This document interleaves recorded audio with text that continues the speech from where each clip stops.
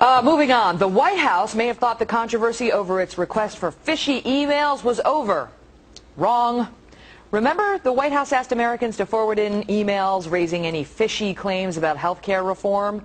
Well, many Americans were none too happy about this. Even the ACLU came out and said this was a boneheaded request, that it would chill free speech, and the website was eventually shut down. Now, however, a group of doctors is suing those behind the White House website, claiming that website violated their free speech and privacy rights.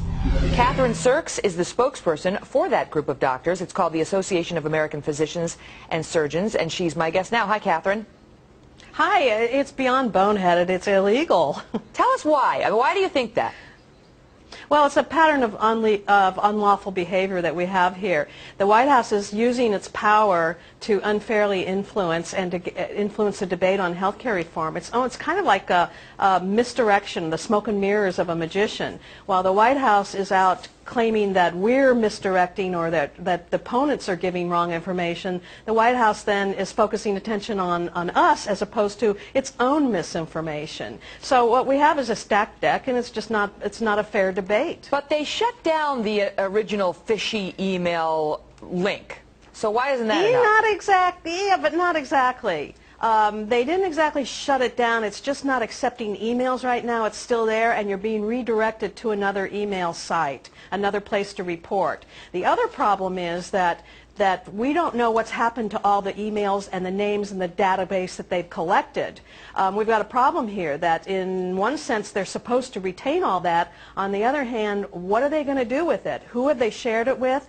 We also know that people who started getting emails from some groups and the White House who never signed up for emails. So we have a database of Americans that's sitting there, and we don't know what they're going to do with it. Now, the White House claims that happened, that these people who never signed up for emails got emails from the White House because third-party groups went onto their website and posted people's names and emails without their consent. So the White House claims, and it has said, according to our White House reporting crew, we did not use anybody's emails that were sent in to the fishy address in order to solicit or get our message out. We never did that. You don't buy it.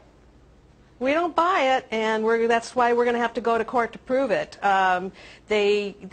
It's a little bit, again, if we have a pattern of misdirection here, why would we believe that as well? So there's just too many questions here. It has triggered so many things. It's a pattern.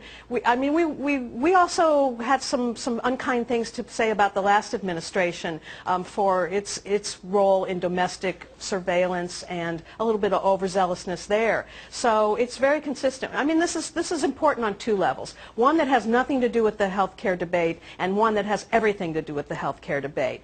On the level without the health care debate, the White House should not be doing this, whether it's about the health care or not. On the other hand, about health care, we're trying to have a debate in this country. The White House has pulled out all the stops and using its unfair advantage to chill the speech. But how do you, let me challenge you on that, because as a legal matter, you're asking for an injunction, which means you're asking the court to shut down this request, to stop it from happening. But the White House has already stopped it. They've created a new website where they still want fishy emails, but they don't want any personal information of anybody, of the so-called fishy. They just want the claim being made, which is different. So what's going to stop the court from telling you, it wasn't good, but the problem's already been solved? Well, I don't know. It's like saying to a bank robber, well, you're not robbing the bank anymore, so we're going to leave you alone. Is that really what we want to do here? If there is behavior that was wrong, it should be brought to attention. They should not only be told to stop doing it, but to say that an injunction that they cannot do it, prevented from doing it in the future. And we need to set a precedent. And also, we need to decide what's going to happen with that data that they have collected already.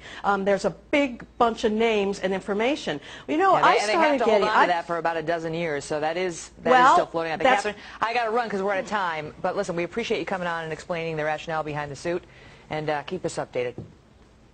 Thank you.